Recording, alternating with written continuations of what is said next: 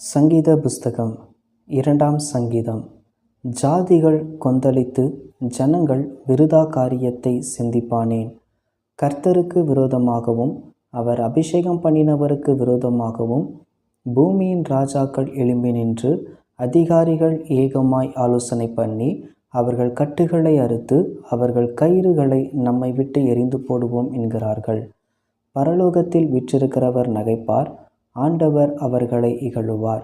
அப்பொழுது அவர் தமது கோபத்திலே அவர்களோட பேசி தமது உக்கிரகத்திலே அவர்களை கலங்க பண்ணுவார்.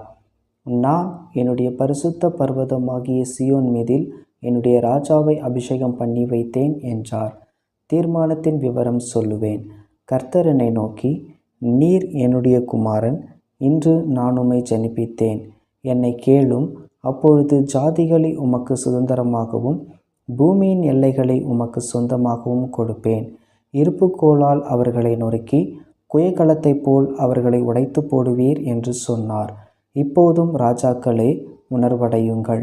பூமியின் நியாயாதிபதிகளே, எச்சரிக்கையாயிருங்கள். பயத்துடனே கர்த்தரை சேவியுங்கள், நடுக்கத்துடனே களி கூறுங்கள். குமாரன் கோபம் கொள்ளாமலும் நீங்கள் வழியிலே அழியாமலும் இருக்கும்படிக்கு அவரை முத்தம் செய்யுங்கள். கொஞ்ச காலத்திலே அவருடைய கோபம் பற்றி எரியும். அவரை அண்டிக் கொள்ளுகிற யாவரும் பாக்கியவான்கள்.